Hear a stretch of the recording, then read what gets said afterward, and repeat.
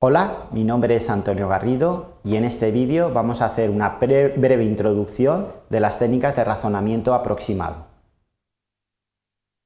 En primer lugar, el objetivo es el de procesar el conocimiento en aquellos problemas donde la información no es totalmente conocida, es decir, aquellos problemas donde la información no es 100% exacta y por lo tanto puede haber información inconsistente.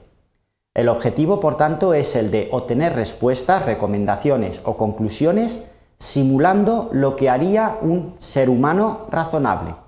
Pero en este caso lo que necesitamos es llevar a cabo un razonamiento incierto, típicamente lo que se conoce como un razonamiento probabilístico, e impreciso, es decir, un razonamiento difuso. Para ello vamos a proponer el siguiente ejemplo. Vamos a ver para qué estas técnicas nos pueden resultar interesantes. Imaginemos el caso en el que tenemos incertidumbre y a mí lo que me interesa es salir de viaje. Pues bien, resulta que yo conozco que yo puedo llegar al aeropuerto en media hora utilizando el coche. Pero la pregunta es, ¿seguro que es así? ¿Seguro que siempre tardo media hora? Pues, ¿qué ocurre si hay un atasco? ¿Qué ocurre si realmente tengo un pinchazo en una rueda? ¿Qué ocurre si cuando llego al aeropuerto no encuentro sitio para aparcar? Pues bien, evidentemente lo que tenemos realmente es una probabilidad bastante alta de llegar en 30 minutos. Pero es verdad que pueden ocurrir ciertas características, ciertas situaciones que hagan que no llegue a tiempo. Para ello, por tanto, lo que yo debería de hacer es tener una mayor holgura, un mayor margen. ¿Qué pasa si en lugar de salir solamente con media hora de antelación utilizo 45 minutos? O si en lugar de 45 utilizo una hora. Lógicamente la probabilidad de llegar con éxito al aeropuerto aumenta, pero por contra también aumenta la probabilidad de que tenga que estar en el aeropuerto esperando en balde. Pues este tipo de técnicas que se utilizan mediante razonamiento aproximado nos va a permitir conocer cuál es la probabilidad de que yo llegue con éxito al aeropuerto. Como siempre vamos a ver cómo se puede abordar esto. Pues en primer lugar es adquirir el conocimiento y representarlo. Existen varias técnicas, pero si nos basamos en el modelo típico probabilístico, lo que nosotros necesitamos es identificar cuáles son los hechos dependientes e independientes, es decir, esa información que aparece sin que se pueda controlar o la información que aparece como consecuencia de otra. Necesito también identificar las evidencias, es decir, aquello que es observable, y las hipótesis o resultados. Y también necesito identificar, dentro de ese modelo probabilístico, las tablas de prioridades. Prioridades a priori, posiblemente a posteriori, prioridades condicionales, etc. A partir de ese modelo de información, lo que tenemos que hacer es la resolución. La resolución se puede abordar desde distintas técnicas o algoritmos. En principio, lo que más se suele utilizar son los modelos basados en redes bayesianas, que representan una red gráfica de nodos y aristas.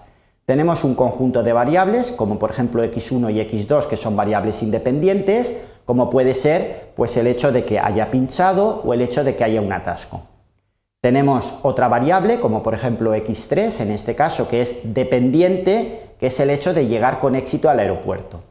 Y tenemos por otro lado tablas de probabilidades. Esas probabilidades, en primer lugar, pues puede ocurrir la probabilidad a priori de tener un pinchazo o de que haya un atasco, y en segundo lugar, pues con la variable de llegar al aeropuerto, pues esas probabilidades condicionales. Si hay un atasco y tengo un pinchazo, la probabilidad es esta. Si hay un atasco pero no tengo un pinchazo, la probabilidad es esta otra. Pues utilizando algoritmos que lo que hacen es una propagación de esa información en la red bayesiana, se puede obtener una respuesta a la pregunta de ¿cuál es la probabilidad de llegar con éxito al aeropuerto? Vamos a suponer otro tipo de información, o mejor dicho, otro tipo de problema que también nos puede aparecer.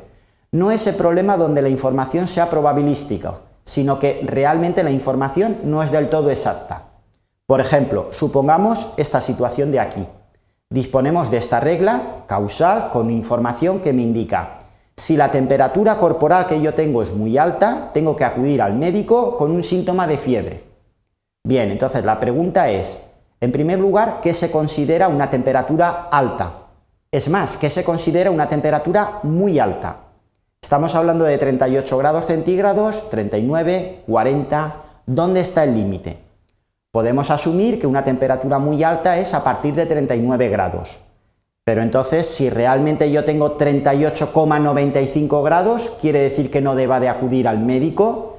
Pues bien, estamos ante un problema donde existe esa información difusa, donde el rango no está claramente definido. Vamos a ver cómo se aborda este tipo de problemas. Y como de costumbre, lo primero siempre es adquirir ese conocimiento y modelarlo.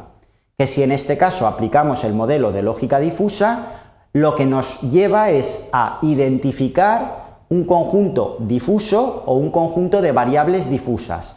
Por ejemplo, volviendo al caso de la temperatura, lo que nosotros hacemos es identificar para un conjunto de rangos de temperatura lo que implica que la temperatura sea media, o sea alta o sea muy alta. Eso nos lleva a una distribución que no necesariamente tiene que ser lineal, y además se trata de una distribución donde los valores de los rangos pueden incluso solaparse. Por ejemplo, tal y como se ve en la figura, los valores altos de la temperatura media solapan con los valores bajos de la temperatura alta.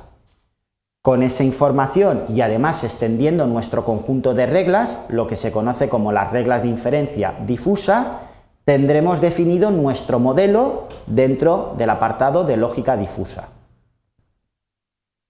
A continuación lo que tendremos que hacer es resolverlo.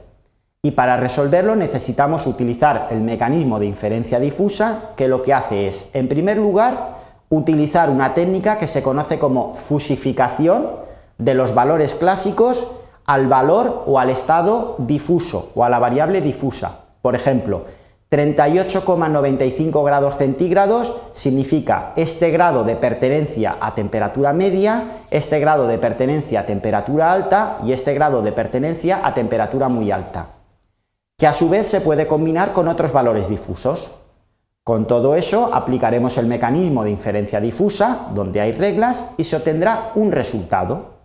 Si ese resultado lo queremos finalmente obtener en un resultado concreto, es decir, necesitamos utilizar la técnica inversa conocida como defusificación. Es decir, por ejemplo, lo que me está indicando ese proceso de defusificación es la dosis de un medicamento que yo necesito tomar, pues 0,25 gramos de este determinado medicamento. Eso en sí es el proceso de resolución, que básicamente se traduce o que tiene por debajo lo que se conoce como la técnica de modus ponens generalizado. De alguna forma esto nos está indicando que tenemos una regla que a partir de A obtenemos B. En nuestro caso tenemos como hecho de partida algo que se parece a A, es decir, A', y por lo tanto la consecuencia es algo que se parece a B, es decir, B'. Esto es aplicable siempre y cuando los valores pertenezcan a las variables del mismo conjunto difuso. Por último, como conclusiones, por tanto, hemos de indicar que cuando estamos hablando de un conocimiento incierto, realmente lo que nosotros necesitamos hacer es suposiciones. Cuantas más evidencias tengamos, cuantas más información de partida tengamos, más soportada estará mi hipótesis. Por ejemplo, cuanta menor sea la probabilidad de que yo tenga un pinchazo o cuanto menor sea la información o bueno, las evidencias de que haya un atasco, más alta será la probabilidad de llegar con éxito al aeropuerto. Si por otro lado estamos hablando de un conocimiento impreciso o difuso, pues lo que tenemos que hacer es modelar los tipos, las variables, es decir, esta temperatura como alta, como media, como baja, y luego llevar a cabo un proceso de inferencia basada en la lógica difusa. Y por lo tanto, a modo ya de conclusión final, indicar que la resolución de estos problemas con información aproximada requiere ese razonamiento incierto probabilístico o un razonamiento difuso, que al fin y al cabo y de una forma u otra, internamente están llevando a cabo un proceso de inferencia típico, pero extendida a la información incierta o aproximada.